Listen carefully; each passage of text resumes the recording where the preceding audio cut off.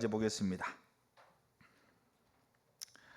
저를 위해서 기도해 주십시오. 쉬운 얘기를 어렵게 하는 것 같아 갖고 참 은혜가 필요한 부분입니다. 그래서 쉬운 얘기를 쉽게 하고 어려운 얘기 쉽게 할 수 있도록 기도가 필요합니다. 성령 하나님의 이렇게 능력과 은혜가 이렇게 더 갈망이 됩니다. 그래서 은사적인 부분도 그렇고, 그 다음에 하나님이 저에게, 제가 예수님 믿고 난 이후부터 하나님께 저에게 허락하고 있는 동기적인 하나님의 부르심도 그렇고, 우리 지 한 분 한 분들이 성령의 나타나심과 성령의 동기적인 하나님의 부르심을 알고 거기에 동참하는 이런 일들이 더 많이 기대가 됩니다. 그래서 일단 저를 위해서 기도해 주십시오. 쉬운 얘기 쉽게 하고 어려운 얘기 쉽게 할 수 있도록.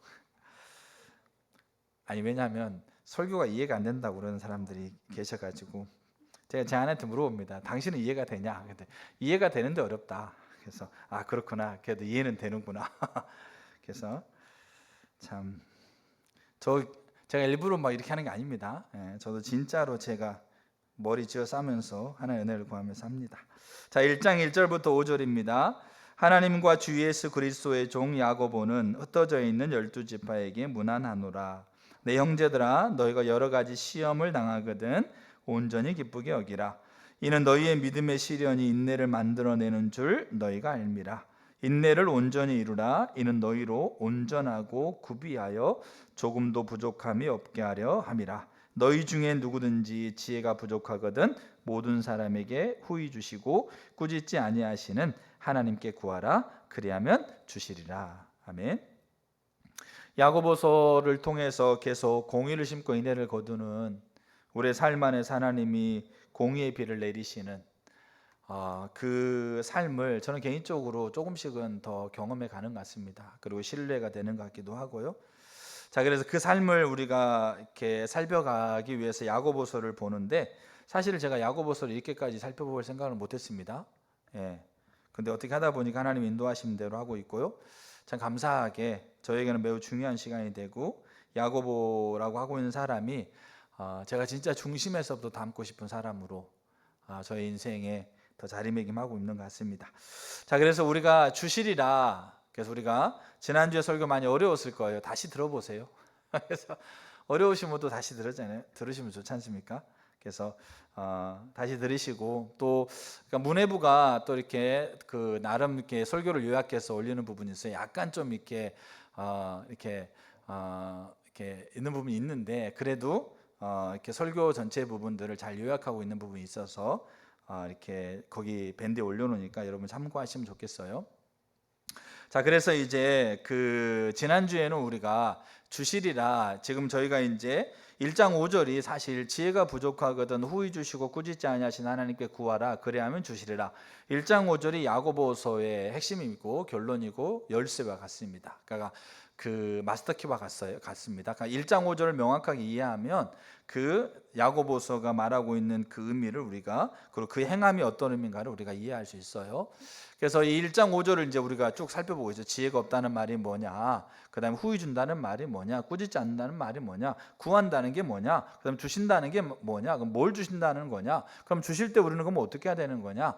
자, 이런 것들이 이제 이 공의를 심는 행함과 연결되어 있는 겁니다. 자, 그래서 주시리라 그렇게 얘기했잖아요. 제가 이제 헬라어 시제 얘기하니까 헷갈리셨는데, 저도 헷갈려요. 그렇지만 우리가 알아야 될 부분이니까, 주시리라를 미래 직설로 표현하고 있습니다. 그러니까 미래 아직 없는데 주실 거예요. 근데 이게 뭡니까? 직설은 반드시 주신다라는 거죠. 그러니까 이 확신이 누구에게 있어요? 이 확신이 야고보에게 있는 거예요. 알겠죠? 그러면 야고보는 이 확신을 어떻게 가지고 있었을까? 여러분, 기도하면 하나님이 응답하신 분이라는 것을 여러분들이 신뢰하십니까? 자, 한 1부 때는 4분 아멘 하시던데, 2부 때는 여기 한 분, 두 분, 한 3분 아멘 하시고, 속으로 아멘 하신 분들은 몇 분 계시는데, 그럼 어떻게 확신하세요, 그거를? 그렇죠. 하나님과 관계 안에서. 자, 야고보 사도가 주시리라라고 하고 있는 게 미래 직설로 표현했어요. 하나님 외에는 미래형을 직설로 표현할 수가 없어요. 미래형을 가정으로 표현하거든요. 우리가 지금 오늘 비 온다고 그랬잖아요. 근데 비가 온다고 그래서 비가 100% 오는 건 아니거든요. 그러니까 사람과 세상은 미래의 일을 반드시로 설명할 수가 없는데, 오직 한 분, 하나님만 그 미래를 반드시라고 하고 있는 걸로 사용하는 거예요. 이게 직설이에요. 그래서 진짜 중요한 거예요, 직설이. 자, 그래서 야고보는 주시리라를 직설로 표현합니다. 그럼 이 야고보는 이 주시리라고 하고 있는 것이 직설, 하나님이 반드시 언제, 어떻게, 어디에서, 누구에게, 이거는 알 수 없지만 하나님 반드시 준다라고 하고 있는 거를 분명하게 직설로 신뢰하고 있는 근거가 뭐냐? 이 두 기둥이 있다는 얘기예요. 두 기둥. 그게 첫 번째 기둥을 지난주에 살폈어요. 그게 뭡니까? 주신다. 아니, 주시고 현재. 알겠죠? 그러니까 관계의 본질 안에서 하나님이 지금 주시고 있는 거예요. 그러니까 여러분, 내가 눈에 안 보이면 하나님 없는 게 아니고요. 내가 지금 못 느껴지면 하나님 없는 게 아니고, 내가 지금 원하는 게 안 되면 하나님 없는 게 아니고, 하나님은 지금도 뭡니까? 사랑이세요. 그러니까 이미 십자가에서, 이미 예수님 십자가의 죽으심과 부활을 통해서 이미 성취된 거예요. 그러니까 그 하나님은 지금 여전히 그 하나님은 하나님이신 거예요. 이게 관계 안에서, 관계 본질 안에서 배워야 된다니까요.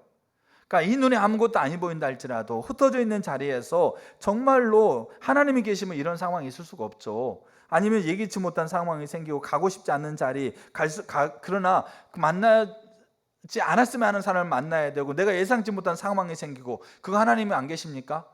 나를 위로하시고 나를 치료하시고 나에게 평안을 주시고 나를 사랑하신 하나님이, 그럼 그분이 그 시간에 안 계시는 거예요? 그게 아니란 얘기예요.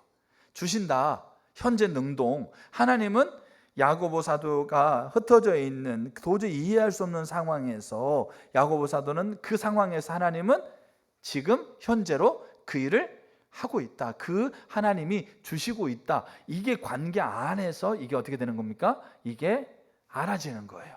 그리고 그거를 근거해서, 알겠죠? 근거해서 기도하니까 하나님이 주신다라고 하고 있는 것이 미래 직설로 확실해지는 거예요. 이게 첫 번째 기둥이에요. 그러니까 저와 여러분들이 진짜 하나님과 이 관계 안에서요, 이거 깨달으셔야 돼요. 지금도 하나님이 치료자로 계세요. 내가 몸이 아파가지고 내가 지금 죽어가고 있어도 하나님은 치유 하나님이신 거예요. 내가 뭡니까? 정말로 내가 척박한 자리에서 아무것도 없이 의도치 않은 상황 가운데 정말로 심각한 고난 가운데 있어도요, 하나님 위로자 하나님이신 거예요. 하나님 평강의 하나님이시고, 그 하나님 안 계셔서 그렇게 된 게 아닙니다. 그게 관계의 본질 안에서 그게 깨달아지고 그게 알아져야 돼요. 그게 야고보의 주신다라는 말의 의미예요. 그거를 근거해서 기도하니까 하나님이 미래 직설로서 그거를 주시는 것에 대한 분명한 그 든든한 기둥이 되는 거고요. 그 다음에 오늘 살필 게 두 번째 기둥이에요. 이 두 개의 기둥이 우리 가운데, 여기 우리 교도 두 개의 기둥이 있잖아요. 그래서 하나는 주신다 써놓고 하나는 이걸 써놔서 기둥을 우리가 알아야 돼요. 그게 야고보 사도가 미래 직설로 아는 거예요. 이 두 번째 기둥이 뭐냐? 하나님 일하시는 패턴이에요.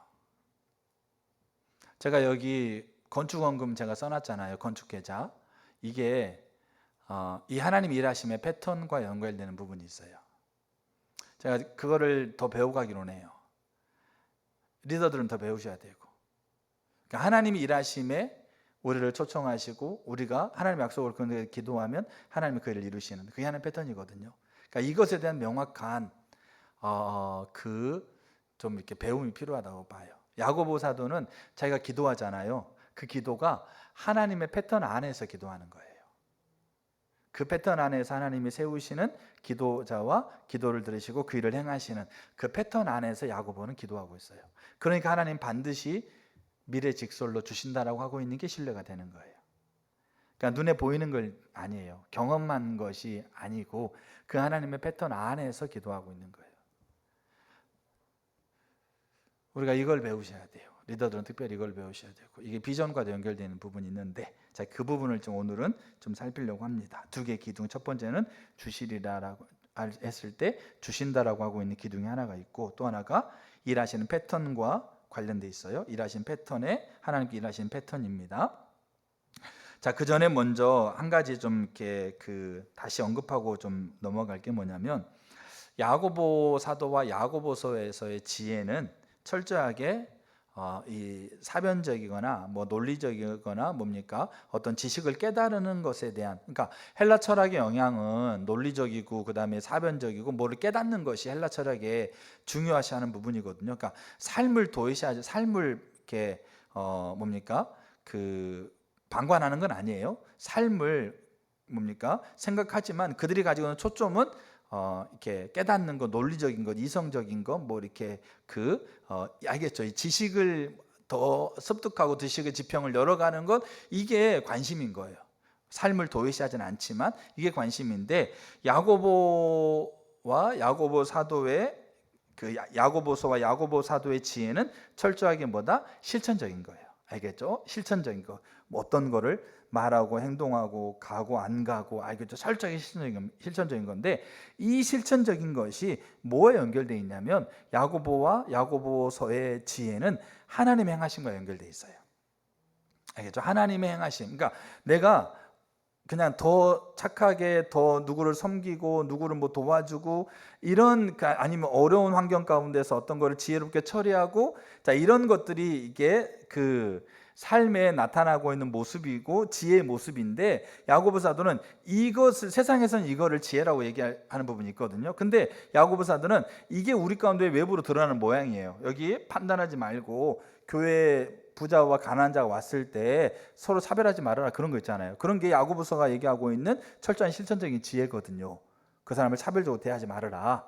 말을 뭡니까? 내가 하나님을 예배하는 입을 가지고 사람을 저주하거나 사람 비판하는 말 하지 말아라. 혀를 다스려라. 뭐 이런 거 있잖아요. 이게 실천적이에요. 그러니까 그게 착하고 그다음 도덕적이고 지혜로운 부분인데, 그것이 모양이지만 그 근원에서는 뭐냐면 그 모양 자체가 그게 야고보가 말하는 지혜가 아니고, 그 모양이 나오고 있는 모양이 있지만 그 모양의 근원은 하나님의 행하심. 그러니까 하나님이 그 시간에 무슨 일을 행하고 있는가에 대한 그 행하심을 성취하는 것이 야고보 사도의 지혜인 거예요. 야고보 사도가 얘기하고 있는 지혜인 거죠. 두 사람이 들어왔을 때 그 사람을 차별하지 않는 것은, 차별하지 않는다라고 하고 있는 그 행동이 지혜가 아니고, 그 차별하지 않도록 두 사람을 이곳에 보낸 하나님 의도를 성취하는 게 지혜라는 거예요. 알겠죠? 그게 철저하게 실천적으로 그게 어떻게 하는 겁니까? 행함으로 그렇게 나타나는 그 모양을 야고보가 강조하고 있는 거지, 그 이면에 그 근원에는 하나님의 행하심을 성취하는 거예요. 자, 그렇기 때문에 이게 야고보 개인의 인생과 야고보서에서 우리가 지난번 살폈잖아요. 자, 그러면서 이 야고보라는 사람이 우리가 예수님의 동생으로서, 친동생으로서 예수님의 십자가 부활을 통해서 예수님을 메시아로 인식하게 되고 믿게 되고, 어느 시점 믿는지 모르겠지만 믿게 되어지고, 또 이제 어느 시점인지 모르지만 초기 예루살렘 교회 최고 리더가 되어지고, 그 과정 가운데서 야고보 자신의 정체성은 하나님께서 자신을 이 땅에 보내셔서 이 땅에 사도행 1장 8절 성령이 너희 가운데 임하시면 너희가 증인된 삶을 사는 거다. 알겠죠? 그러니까 산 위의 도시로 이 땅에 자신을 보내고 있다라고 하고 있는 그 정체성이 야고보 사도의 정체성인 거예요. 그래서 그 정체성을 이 땅에서 증인된 삶을 살기 위해서 뭐가 필요한 겁니까? 지혜가 필요한 거예요. 그래서 야고보 사도는, 자, 야고보 3장 13절 한번 볼까요? 자, 3장 13절. 너희 중에 지혜와 총명이 있는 자가 누구뇨? 그는 선행으로 말미암아 지혜의 온유함으로 그 행함을 보일지니라. 자, 지혜가 뭐와 연결되어 있어요?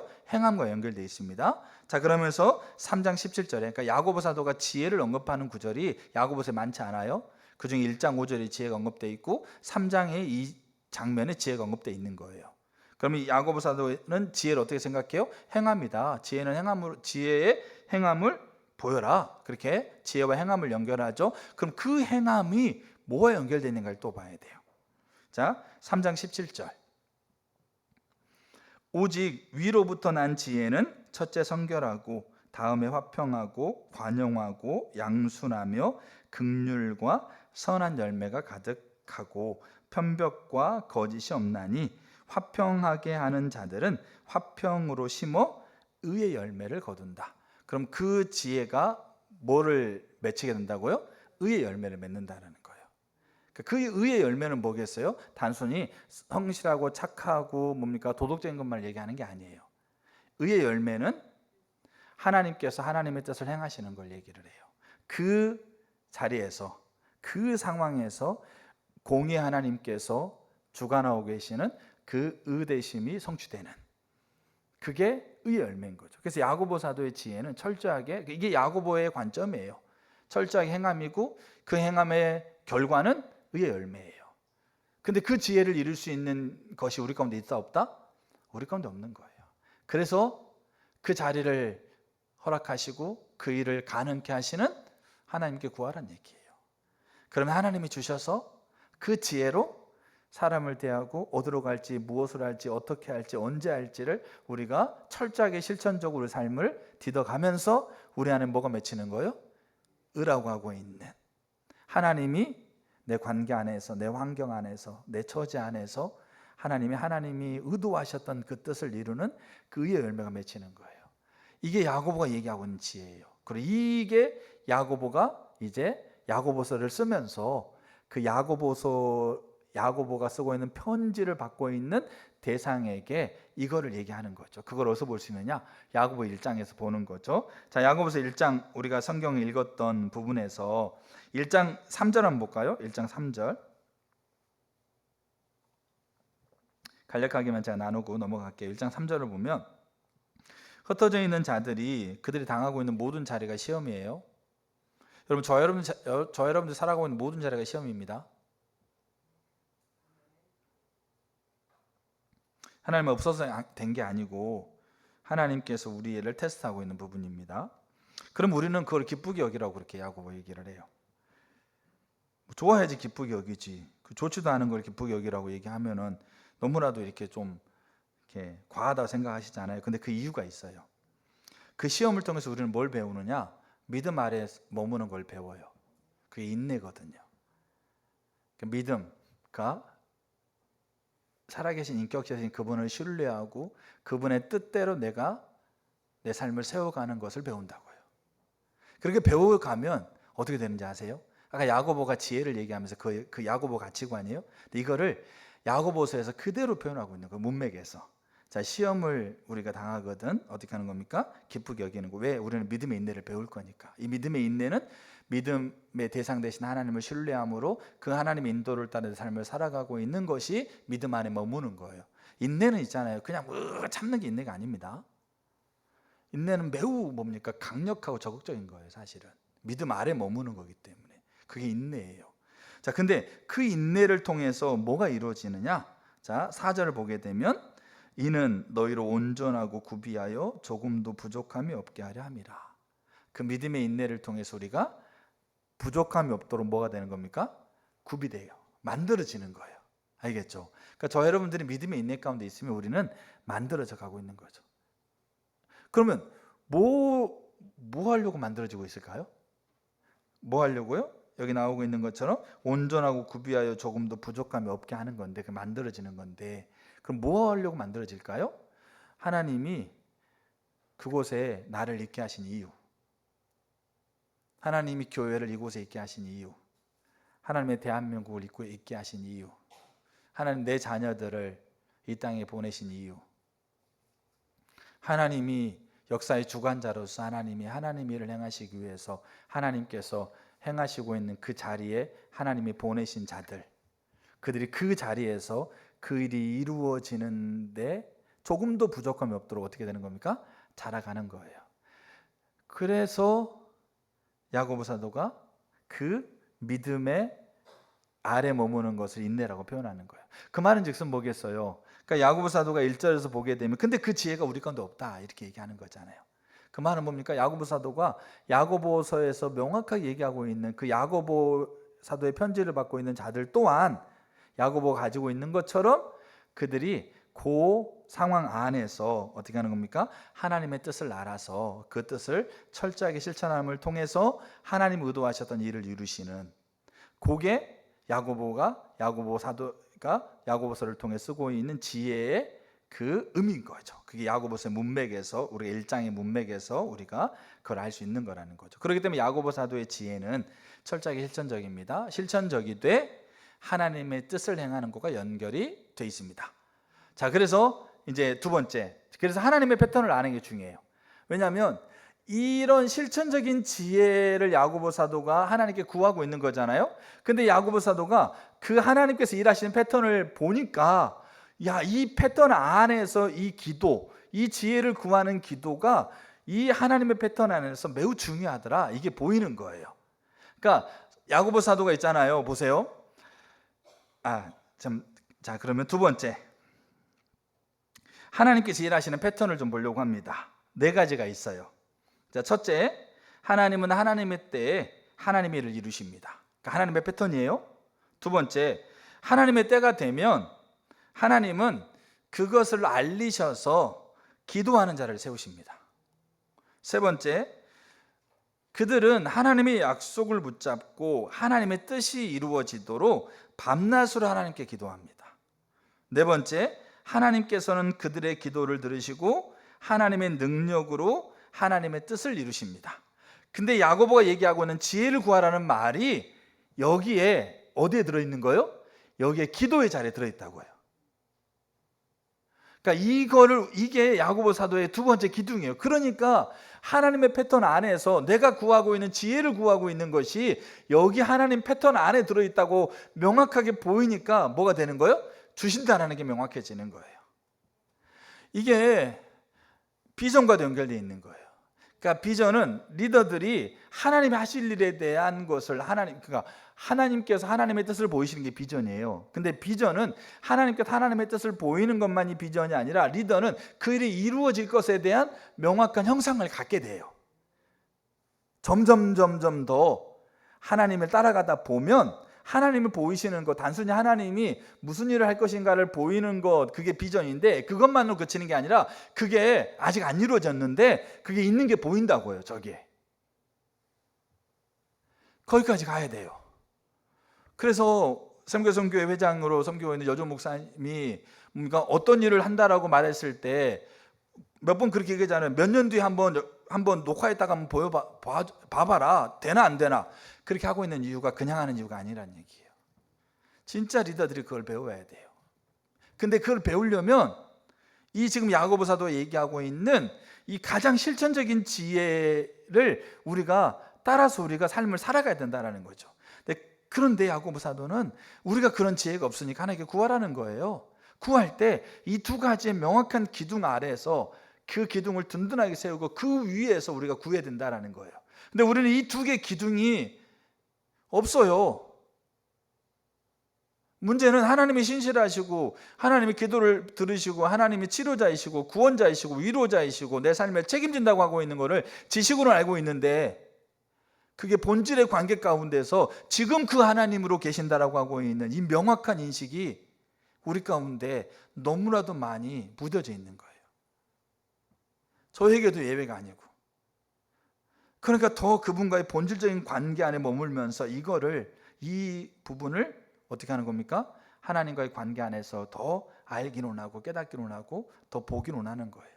이 기둥 하나하고. 그리고 또 하나가 이 하나님이 일하시는 패턴이에요. 그분이 일하시고 지금도 일하고 계세요. 근데 그분이 그 일을 이루실 때 그때 하나님의 사람들에게 알려요. 어떻게 알리느냐? 나중에 보면 돼요. 그러면 그때 우리는 하나님께서 무슨 일을 하고 있는 건가에 대한 뭐가 필요해요? 주시가 필요한 거예요. 내적인 성령 안에서 하나님 우리 안에 계시잖아요. 그럼 그분께 물으시면 돼요. 하나님 무슨 일 하고 계십니까? 지금 내가 예상치 못한 상황이 생겨서 환경이 막 뒤집어지는데 우리는 거기에 빠져가지고 막 힘들대니 죽을 거니 뭐 안 되느니 뭐 못하겠느니 안 하겠다느니 안 가겠다느니 이렇게 하고 있는 거잖아요. 근데 하나님의 패턴을 인식하는 자들은 뭐 하겠어요? 야고보사도 보세요. 성경에 기적과 이삭의 야고보사도가 안 나타난다니까요. 근데 베드로 사건, 교회가 핍박 가운데 있는 사건, 뭡니까? 안디옥 교회가 개척되었을 때 바울이 막 그냥 엄청나게 성령의 능력으로 활발하게 이방 사역을 하고 있을 때 그때 야고보 뭐 하고 있었어요? 하나님의 일하심을 보고 그 일하심에 그가 섬기는 교회가 기도하도록 하고 있는 거잖아요. 그 일이 이루어지도록 간절하게. 그럼 하나님이 그 야고보 사도를 통해서 일을 안 할 수도 있어요. 본인에게 비춰진 건 본인이 하면 되고요. 본인에게 비춰지지 않고 다른 사람에게 할 수도 있어요. 근데 그게 야고보에게는 하등 이상할 게 아니에요. 근데 우리에게 어떤 환경과 말씀을 통해 어떤 게 깨달아져요. 하나님 아니면 내적으로 하나님께 어떤 것을 생각나게 하세요. 그러면 그거를 성령께서 우리 안에서 하나님이 일하시고 있는 그 일하심에 우리 가운데 보이시고 기도한 자를 세우도록 우리를 초청하고 있는지를 연결시켜야 되는데 그렇지 않는 거예요. 그냥 힘든 거예요. 그냥 또 나한테 또 일을 맡기고 또 내가 이거 해야 되고 할 사람이 뭐 나밖에 없어 이렇게 하고 있고 아니면 나 안 가, 나 안 해 이렇게 하고 있고, 내 삶에서 좀만 어려우면 하고 나 힘들어, 나 못하겠어, 나 너무 힘들어서 안 돼, 꼭 이렇게까지 해야 돼, 이렇게 하고 있으면서 우리가, 그러니까 그런 부분들이 우리 가운데 고민이 될 부분도 있겠죠. 그거를 무시하는 게 아닌데, 정작 중요한 거는 하나님이 행하시고 있는 일과 연결시키려고 하지 않는다는 얘기예요. 여러분 그렇게 해보셨어요? 삶의 자리자리마다 누구를 만났어요. 저 사람 진짜 기분이 엄청 안 좋은 사람 만난 거예요. 그러면 내 기분 안 좋은 거는 굉장히 화가 나는 거죠. 근데 그 시간에 하나님 지금 뭐라고 있죠? 하나님 어떤 일을 하고 있죠? 여러분 그렇게 하나님 앞에 서보셨어요?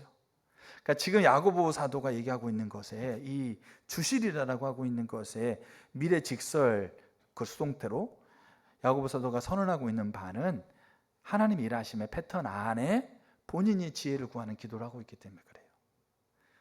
왜? 하나님이 일하실 때 하나님은 그 일하시기를 위해서 기도한 사람을 세우시고, 그들이 간절히 기도할 때 그들의 기도를 듣고 하나님 일을 이루신다. 이게 일하시는 패턴인 거예요.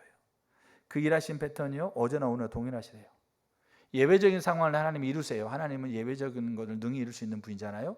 근데 왜 하나님이 이런 걸 우리에게 보이시고 가르치시느냐? 왜 성경의 순서가 중요하냐? 율법이 우리 가운데 주어진 순서가 있지 않습니까? 신앙의 본질의 순서가 있잖아요. 왜 순서가 중요하느냐? 그 순서가 역행이 안 되는 거예요. 그러니까 우리는 그런 성경을 통해서 하나님께서 우리에게 제시하고 있는 그 지혜들을 우리가 배울 필요가 있는 거죠. 그래서 우리가 하나님이 주시고 있는 그 기준과 순서인데, 세상 천하인간의 구원 얻을 만한 이름이 없잖아요.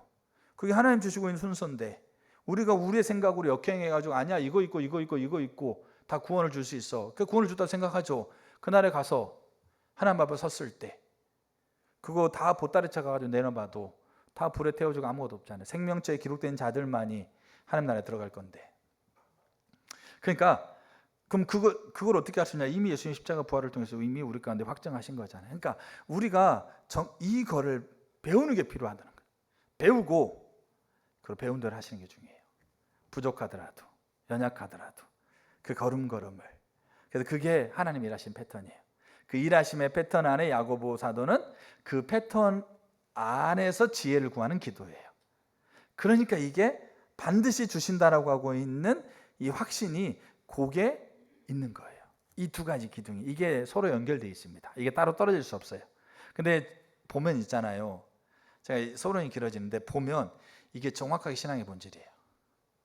이쪽 편은 하나님과 친밀한 관계고요, 이쪽 편은 하나님이 동력하는 거예요. 이게 정확하게 신앙의 본질이에요. 십자가 복음이에요. 자, 그래서 일하신 패턴 우리가 네 가지인데 이제 한 가지씩 간단하게 좀 볼게요. 첫째, 하나님은 하나님의 때 하나님의 일을 이루십니다. 저 여러분들이 하나님의 때에 하나님의 일을 이루시기 위해서 지금도 역사하시는 하나님께서 그 일에 동참할 수 있는 자격을 주셨어요. 자녀 삼으셨잖아요. 그래서 우리는 그 자리에서 벗어나지 않기를 축복합니다. 그 자리와 전혀 상관없는 삶을 살다가 하나님 앞에 가지 않기를 축복합니다. 가서 아무것도 하나님 앞에 없이 부끄럽게 하나님 앞에 서지 않기를 축복합니다. 보화를 하늘에 쌓아두세요. 삶에서 하나님의 일에 동참하면서 그 흔적을 하늘에 쌓아두세요. 그리고 그 날에서 그 흔적 가지고 영원히 사시면 돼요. 자, 근데 하나님은 하나님의 때 하나님을 이루세요. 자, 대표적인 사건이 두 개. 뭡니까? 얘기하자면 첫째가 출애굽 사건이에요. 그러니까 이스라엘을 애굽에서 이스라엘을 건져낸 사건. 근데 이스라엘을 애굽에서 건져낸 사건은 그냥 그때가 되니까 된 게 아니고요. 성경은 명확하게 이렇게 돼 있습니다. 하나님께서 이스라엘 백성이 이방인의 노예가 되어져서 400년을 노예 생활하다가 이스라엘 백성들이 그 노예에서 해방될 거를 하나님께서 그 전에 말씀하셨을까요? 안 하셨을까요? 말씀하셨어요. 누구에게? 아브라함에게. 자, 창세기 15장 한번 볼게요. 창세기 15장 13절. 하나님께서 아브라함에게 이르시되 너는 반드시 알라 내 자손이 이방에서 객이 되어 그들을 섬기겠고 그들은 400년 동안 내 자손을 괴롭히리니 그들이 섬기는 나라를 내가 징벌할지며 그 후에 내 자손이 큰 재물을 이끌고 나오리라. 이게 이스라엘 백성이, 아브라함은 이스라엘 백성이 처음 이렇게 조상이잖아요. 그리고 요셉 때 그러니까 아브라함과 이삭과 야곱과 요셉이잖아요. 요셉 때 야곱이 야곱으로 대변되고 있는 이스라엘 백성이 애굽으로 들어가요. 알겠죠? 그리고 몇 대가 지나요.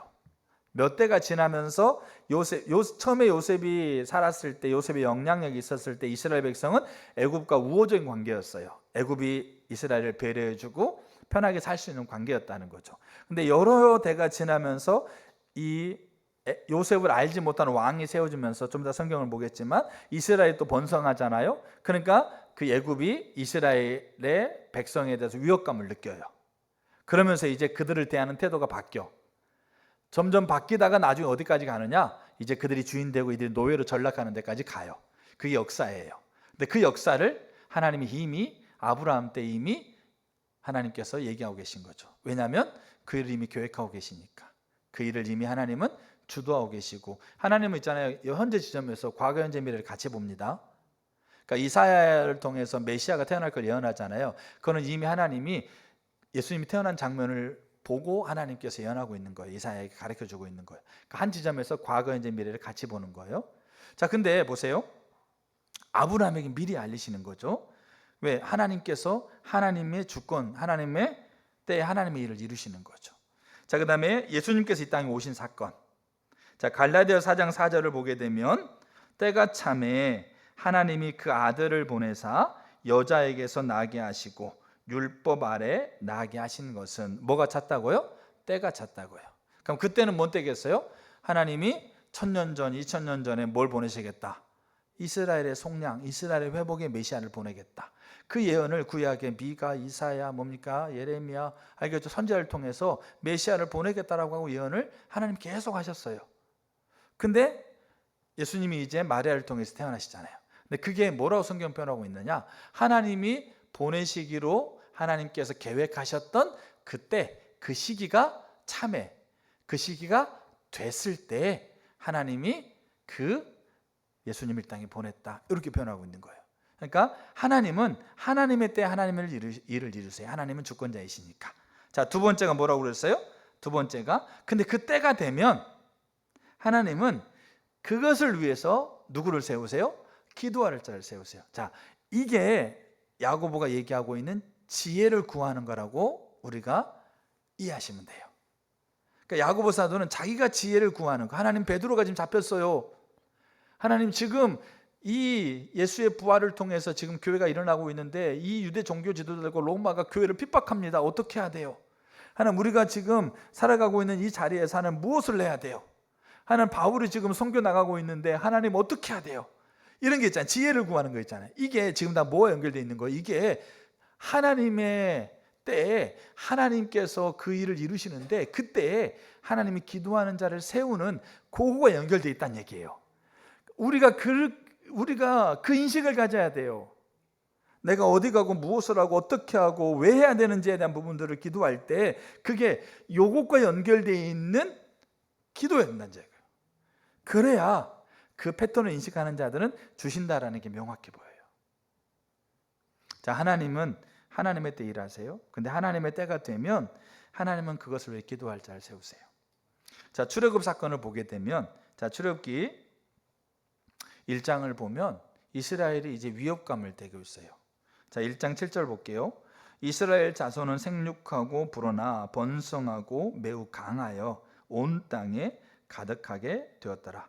요셉을 알지 못하는 새 왕이 일어나 애굽을 다스리더니 그가 그 백성에게 이르되, 이 백성 이스라엘 자손이 우리보다 많고 강하도다. 자, 우리가 그들을 대하여 지혜롭게 하자. 두렵건대 그들이 더 많게 되면 전쟁이 일어날 때 우리 대적과 합하여 우리와 싸우고 이 땅에서 나갈까 하노라 하고. 점점 이제 어떻게 됩니까? 이제 애굽의 왕들이 위협감을 느끼는 거죠. 그렇게 해서 이제 남자애가 태어나면 죽이고 여자애가 태어나면 살리고, 그리고 노역을 하게 되어지고, 그 다음에 노예의 상태로 전락해요.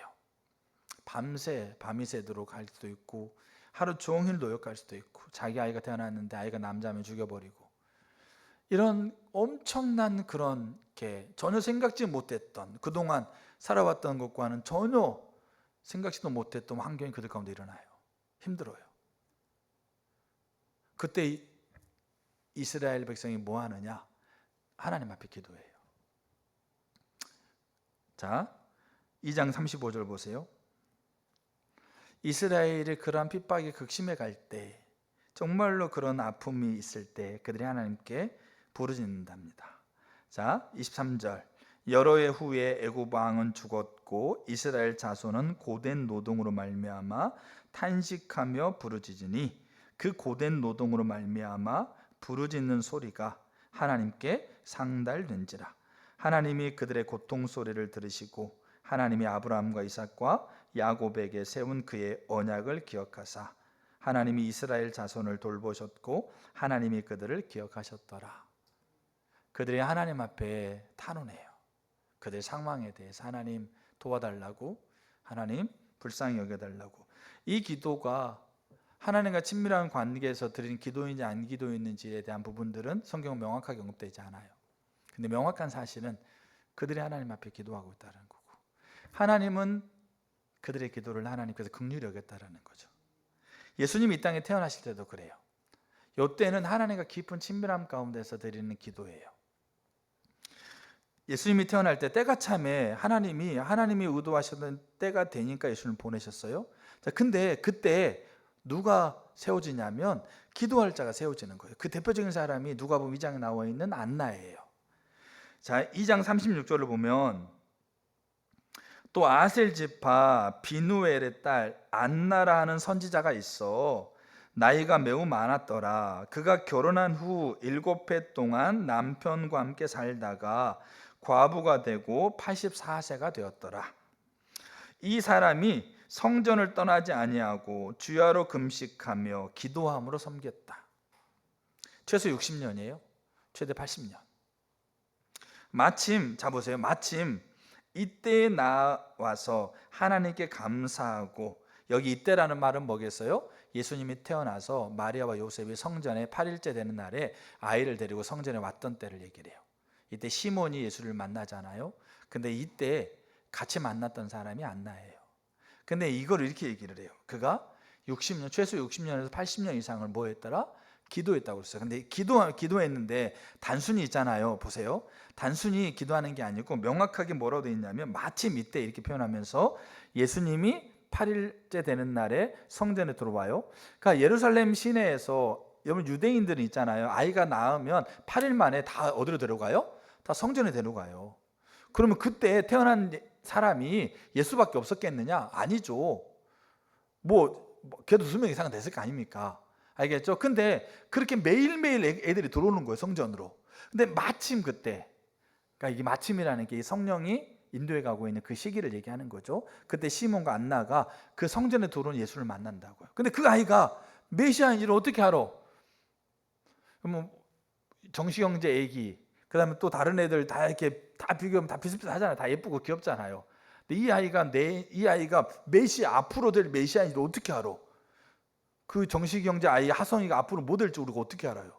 근데 그 시기에 딱 맞았을 때 하나님이 그 아이라는 거를 시몬에 깨닫게 하시고 안나에 깨닫게 하신 거잖아요. 왜? 기도하는 자를 서고 있으니까. 근데 자, 이 안나가 기도하고 있었을 때 성경에 보세요. 마침 이때에 나와서 하나님께 감사하고 그 다음에 예루살렘의 속량을 바라는 모든 사람에게 그에 대해 말했다 이렇게 돼 있어요. 자, 여기 바라는 모든 사람이라고 하고 있는 것은 안나뿐만 아니라 다른 사람들이 함께 모여서 기도하고 있다는 거죠. 알겠죠? 근데 그 기도를 뭘 기도하고 있었을까요? 이스라엘의 속량. 이스라엘 속량은 뭐냐면 이스라엘을 위로하게 하시고 이스라엘을 평안하게 하시고 샬롬. 그 샬롬을 가져다 줄 메시아를 기다리는 게 이스라엘의 속량이에요. 이사야 52장 9절에 표현되어 있어요. 위로하고 회복하시는 샬롬. 그 샬롬을 가져오는 메시아. 그게 이스라엘이 기다리는 이스라엘의 속량이었어요. 근데 안나가 60년, 최대 80년, 또 그와 함께 하고 있는 여러 지체들과 함께 뭘 기다리는 거예요? 하나님께서 원하시는 그때 그 일을 이루도록 하나님을 세우시는 기도자로서 그들이 하나님 앞에 기도하고 있다는 얘기예요. 이게 하나님 패턴이에요. 그리고 그 기도가 야고보 사도가 얘기하고 있는 지혜와 연결되어 있는 거고요. 지혜를 구하는 거니까. 자, 세 번째, 그렇게 하나님께서 세우신 기도자들이 뭐 합니까? 이제 하나님의 약속을 붙잡고 하나님의 뜻을 이루어 주도록 밤낮 하나님 앞에 간절히 기도합니다. 여기 안나 같은 경우도 이스라엘 속량을 기다렸다고 그랬잖아요. 이스라엘 속량은 안나에게 나온 생각이 아니고 안나가 개인적으로 만들어낸 것도 아니에요. 하나님이 구약을 통해서, 하나님이 선지자를 통해서 예언하시고 하나님께서 말씀하고 있는 그 말씀, 하나님의 때가 돼서 하나님이 기도한 자를 세우시고 그 기도하는 자들은 하나님이 그때 하나님의 일을 이루시겠다라고 하고 있는 그 약속을 붙들고 그 약속이 이루어지도록 간절히 기도하는, 다니엘서 9장, 그러니까 다니엘, 느헤미야, 이사야, 예레미야 이런 사람들 다 똑같은 특징을 가져요. 다니엘서 9장 한번 볼게요. 9장 2절. 곧 그 통치 원년에 나 다니엘이 책을 통하여 여호와께서 말씀으로 선지자 예레미야에게 알려주신 그 연수를 깨달았나니 곧 예루살렘의 황폐함이 70년 만에 그치리라 하신 것이니라. 내가 금식하며 베옷을 입고 죄를 덮어 쓰고 주 하나님께 기도하며 간구하기를 결심하고 내 하나님 여호와께 기도하며 자복하여 이르기를 크시고 두려워할 주 하나님, 주를 사랑하고 주의 계명을 지키는 자를 위하여 언약을 지키시고 그에게 인자를 베푸시는 이여. 다니엘이 하나님께서 예루살렘이 망하고 바벨론 포로로 끌려가는데 예레미야 선지자를 통해서 몇 년이 되면 돌아오겠다? 70년이 지나면 돌아오겠다라고 말씀하세요. 근데 그때가 될 즈음에 누구를 세우세요? 다니엘을 세우세요. 다니엘은 어떻게 그때를 깨달았어요? 말씀 읽다가, 예레미야서 묵상하다가 보니까 하나님이 70년 만에 돌아온다고 했는데 지금 다니엘은 포로 상태잖아요. 근데 계산해 보니까 70년이 다 된 거야. 하나님의 때에 하나님께서 그 일을 이루십니다. 기도하면 된 게 아니고요. 하나님은 주권자이기 때문에 그분의 뜻을 이루세요. 근데 하나님은 그 일을 누구랑 하고 싶은 것입니까? 그 시대에 살고 있는 그 어마어마한 그 영광의 그 일을 그 시대에 살고 있는 자신이 사랑하는 자신의 백성들과 하고 싶은 거예요. 그래서 그 일을 가르쳐 주세요. 환경을 흔드셔서 말씀을 통해서, 아니면 내적인 감동을 통해서, 아니면 전혀 예상치 못한 말을 들음을 통해서. 근데 그것을 하나님이 하고 있는 때와 연결하지 못하면 다 쏟아져요.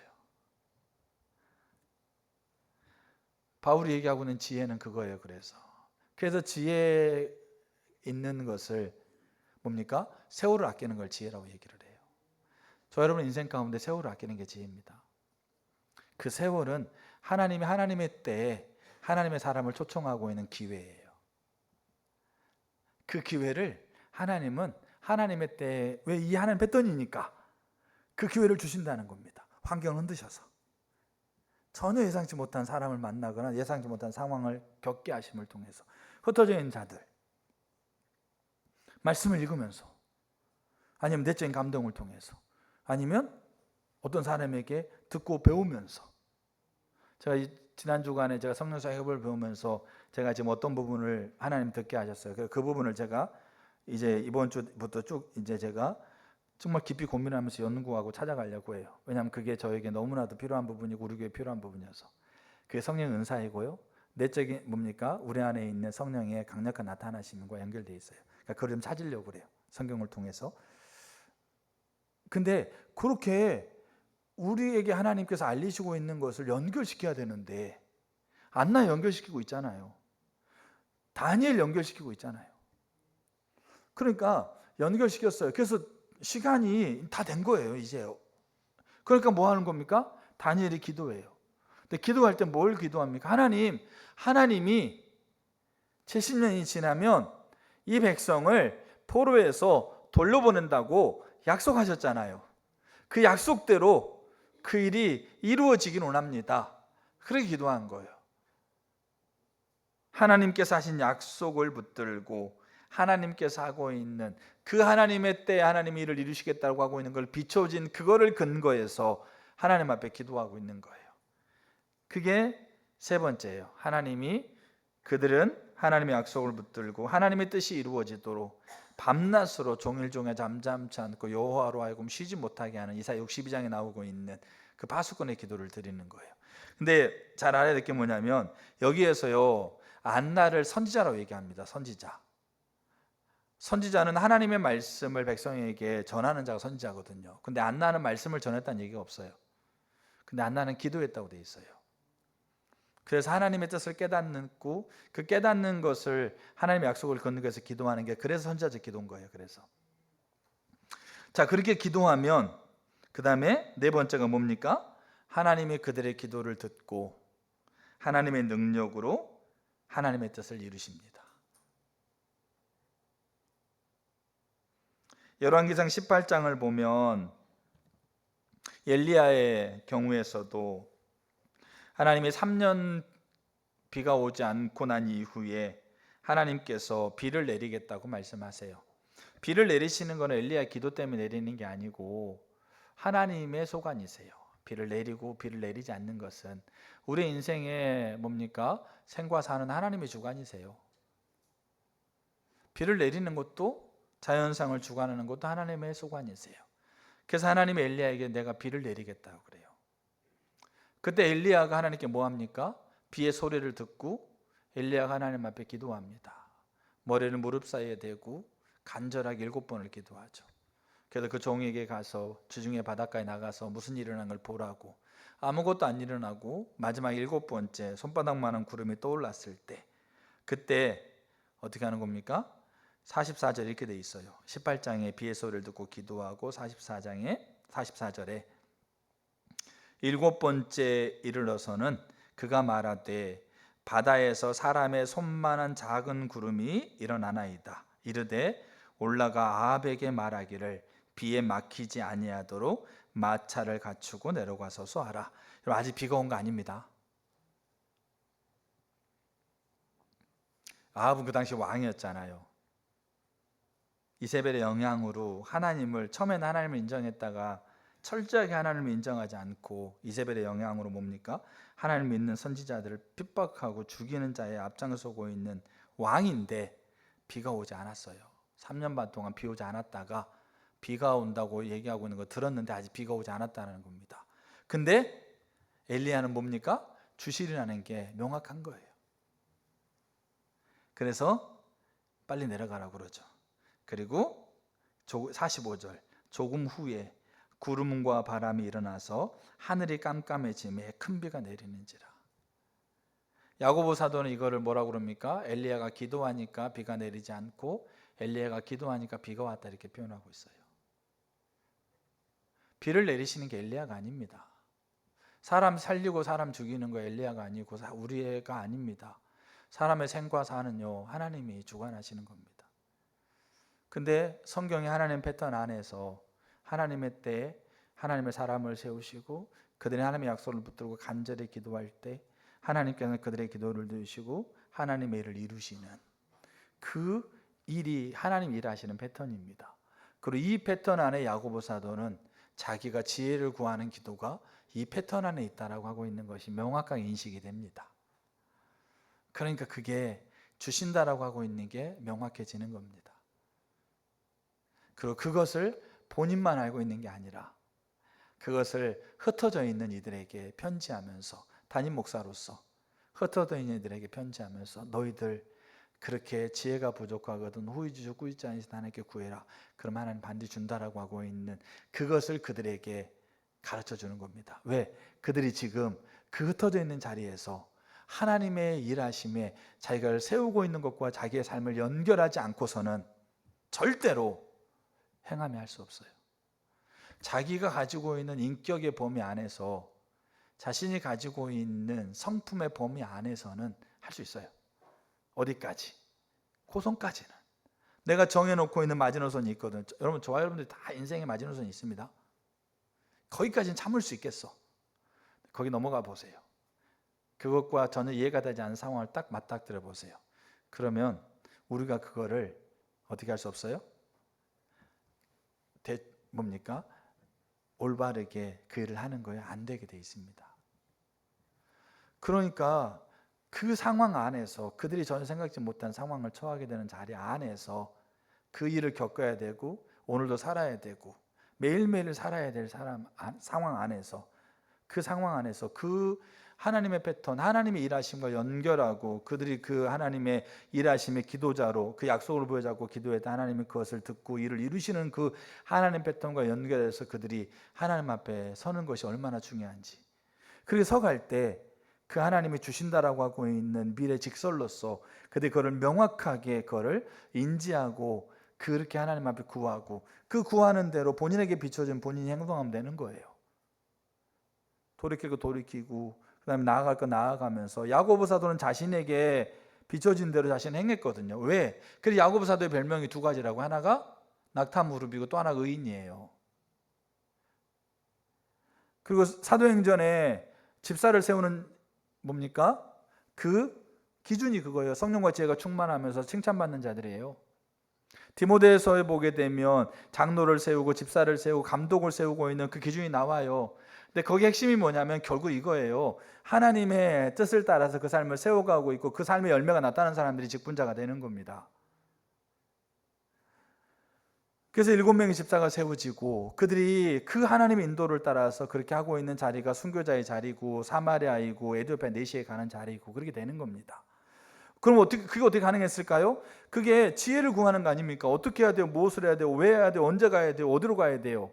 이게 매일매일의 삶에서 지혜를 구하는데, 이게 그 하나님의 행하심과 연결해서 그 삶을 세우지 않으면, 그러면 그 연결해서 내 삶의 지혜를 구했을 때 하나님은 주신다라고 하고 있는 명확한 인식이 없으면 하나님 내게 지혜를 줘도 그 지혜가 하나님의 지혜인지 내 생각인지 뭔지가 헷갈리는 겁니다.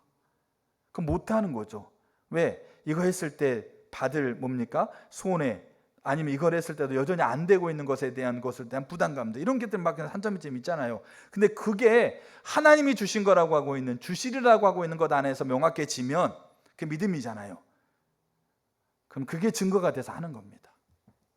그게 믿음은 보이지 않는 것의 증거고 바라는 것의 실상인 거예요. 선진들이 증거를 그렇게 얻은 겁니다. 눈에 보여서가 아니고, 그거 하면 다 상황이 좋아져서가 아니고, 그거 했더니 하나님의 지혜대로 했더니 그 나를 핍박하고 있는 로마의 주인이 나를 그냥 완전히 선대해가지고 나를 뭐 잘 대해주고, 그러니까 아무것도 없어요. 근데 그게 어디서 왔다고요? 그게 하나님께로 왔다라고 하고 있는, 주시면 주시고 주시리라고 하고 있는 그게 확실하니까 그거 하는 겁니다. 여전히 안 보이고 여전히 안 되고 여전히 그 상황 안에 자기 생명 끝나도 그게 자기가 주 안에 섰되지 않는 걸 알고 그게 영혼까지 연결된다는 걸 명확하게 아니까, 그것이 통칭되고 있는 믿음 안에서 주님이 주시고 있다는 게 명확하니까 사람들이 뭐라고 얘기해도 다 손가락질하면서 기도하는데 안 되잖아, 기도했는데 뭐 안 났잖아 얘기해도, 그래도 그 하나님과의 행하심이 연결돼서 자기 삶에 기도하고 지혜를 구하면서 한 걸음만 걸어가는 자들의 걸음이 그 평가나 그것에 의해서 막히지 않고 가는 겁니다. 그게 야고보 사도가 얘기하고 있는 지혜를 기도하고 있는, 구한 것, 그러니까 주신다라고 하고 있는 미래 직설로 얘기하고 있는 것의 의미입니다. 주신다 하고 있는, 주시고 주시리라, 그리고 하나님의 일하심의 패턴, 이 두 개가 야고보 사도를 바치고 있는, 더 나아가서 초기 교회를 바치고 있는 강력한 두 기둥이었습니다. 무너지지 않는. 이 기둥이 견고해질수록 그 위에는 더 거대한 건물이 세워집니다. 우리의 손교회 이 두 개의 기둥이 든든해질수록 저는 우리의 손교회를 통해서 정말 위대한 건물이 세워진다고 확신합니다. 우리 다음 때 주님 이 땅에 오실 때까지 교회가 지속될 동안 그럼 어떤 일이 일어날 것인지를 우리가 재단할 수 없어요. 우리 지금 모습이 아니고 앞으로 하나님이 하실 일이니까. 근데 핵심은 이 두 개가 든든하게 세워지고 지혜를 구하는 기도가 실제로 우리 가운데 되어지고 그 지혜에 따라서 우리 삶이 행함으로 우리 삶이 나아갈 때, 그때 이 교회 안에서 말할 수 없는 하나님의 그 뜻이 이루어지겠죠. 그게 야고보 사도가 가지고 있는 두 개의 기둥입니다. 자, 그러면 이제 세 번째, 자, 이렇게 야고보 사도가 이제 그 지혜를 구하는 기도가 여기 있어요. 알겠죠? 그러니까 제가 아까 건축선살 주보에 쓴 거 있지 않습니까? 앞에 통장 안에 있는데 거기다 쓴 게 약간 이런 느낌이에요. 알겠죠? 그러니까 제가 또 진짜 그걸 더 배우기로는 하나님 학교뿐만 아니라 뭐 어떤 부분도 더 이걸 배우기로 해요. 주신다라고 하고 있는 이 명확한 직설 아래에서 제가 이 걸음걸음 같이 교회 같이 기도하고 분별해 가면서 이 부분들이 되기로 하는 거죠. 그래서 사무엘이 그래서 하나님 주신 것이 땅에 떨어지지 않지 않습니까? 왜냐 이게 그거니까 그래요. 자, 그래서 이제 세 번째가 이제 마지막으로 살필 게 뭐냐면 이렇게 하나님의 패턴에서 지혜를 구하는 기도가 여기 들어있다고 그랬잖아요. 그랬을 때 우리가 유의해야 될 게 있어요.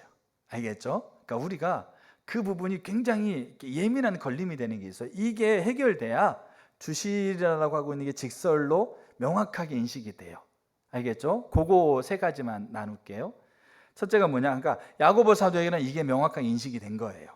그러니까 이 유의사항이 명확하게 이것이 명확하게 우리 안에서 100% 동의가 돼야 되는 거예요.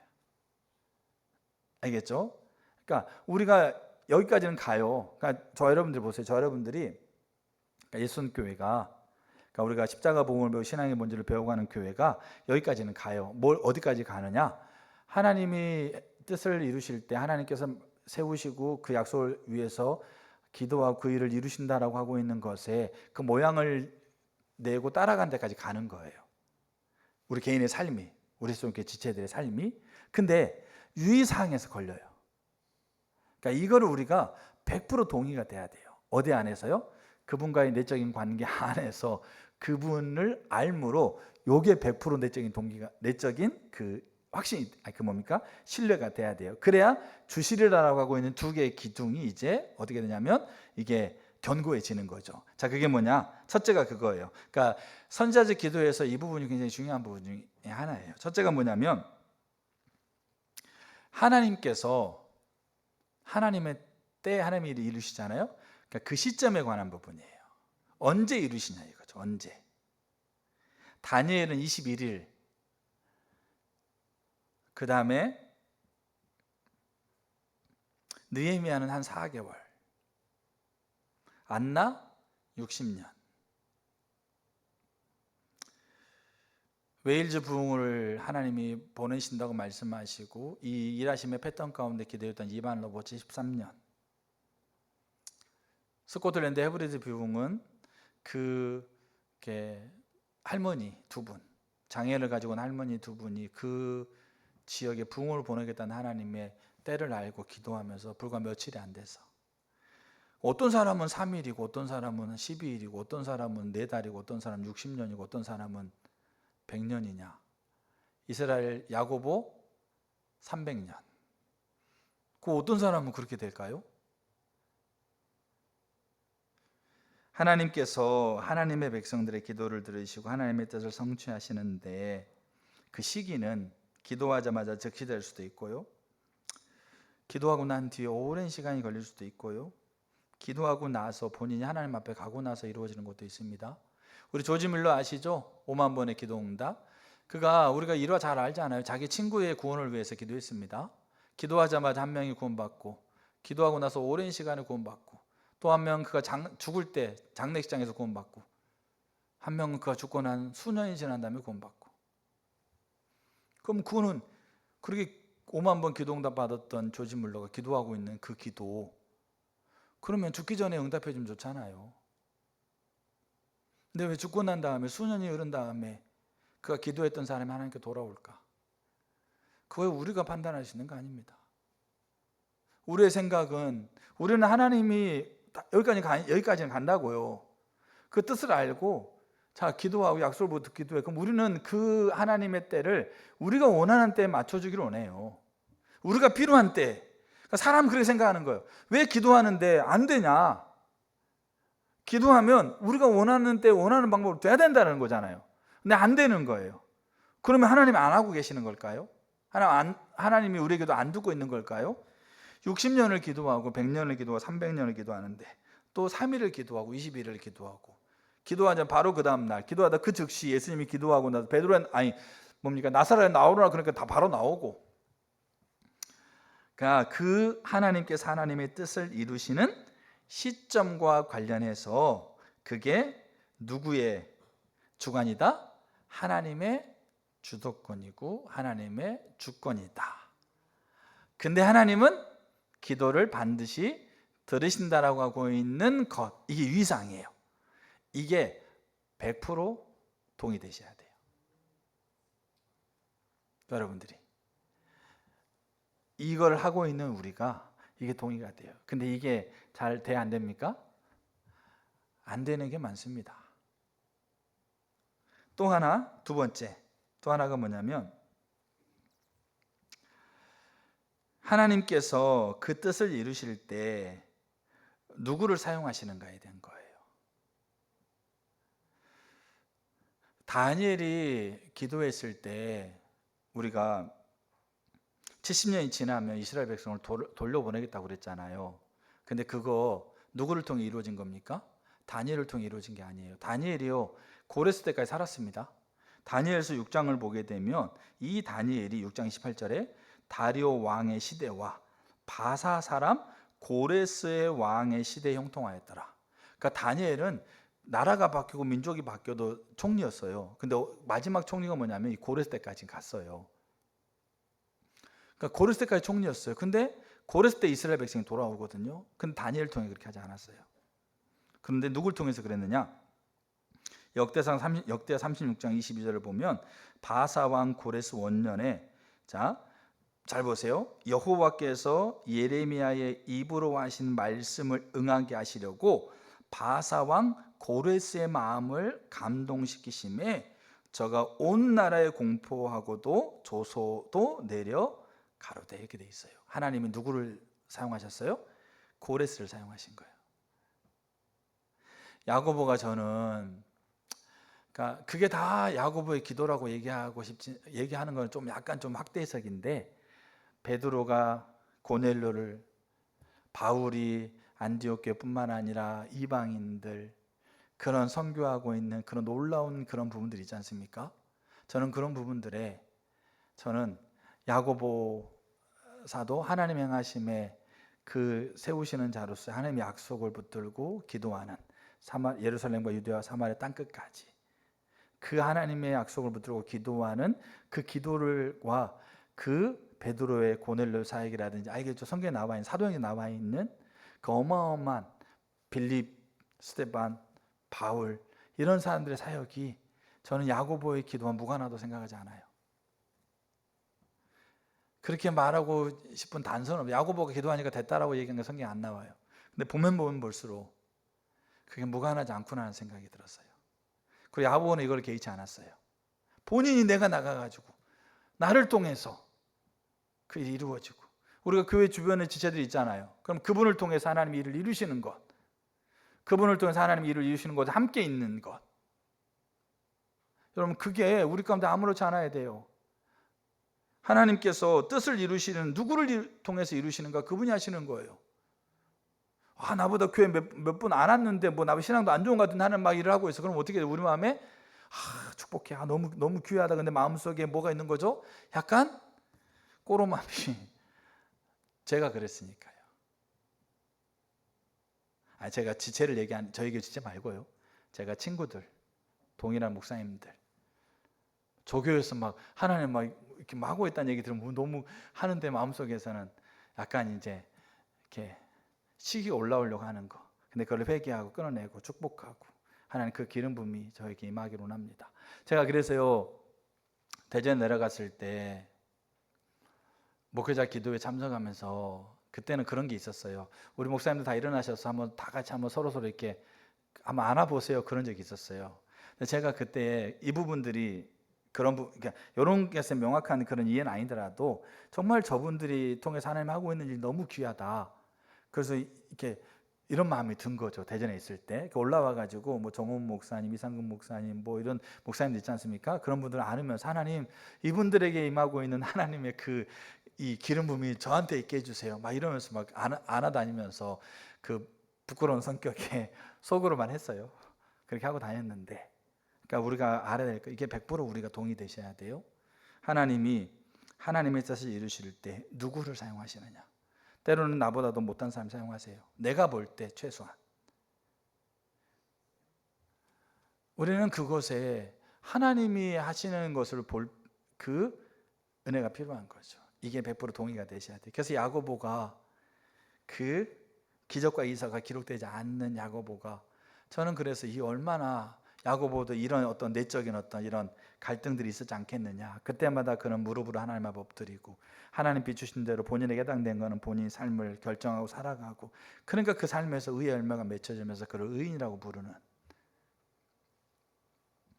그 별명을 갖게 되어주고, 그 사람이 교회 중심으로 있는 그 예루살렘 교회가 로마 300년을 버티고 로마를 바꾸는 일이 일어난 거지 않습니까? 그래서 두 번째가 그거예요. 세 번째가 이제 그거예요. 세 번째가 뭐냐?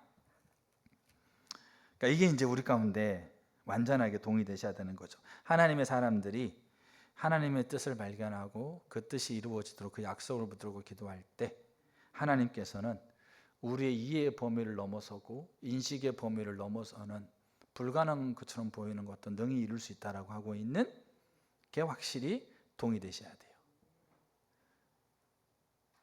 애굽에서 이스라엘 백성이 나오는 것, 그 포로 상황에서 이스라엘 성벽이 느헤미야를 통해서 52일 만에 재건되는 것,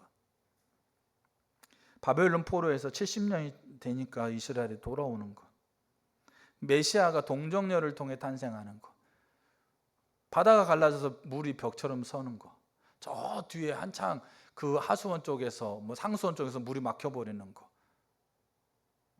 그게 우리의 인식의 범위로 이해가 되는 사건이 아니에요. 우리의 인지의 범위로 논리적으로 설명되는 사건이 아닙니다. 7번 도니까 여리고 무너지는 것, 땅이 갈라져서 고라자손을 삼켜버리는 것,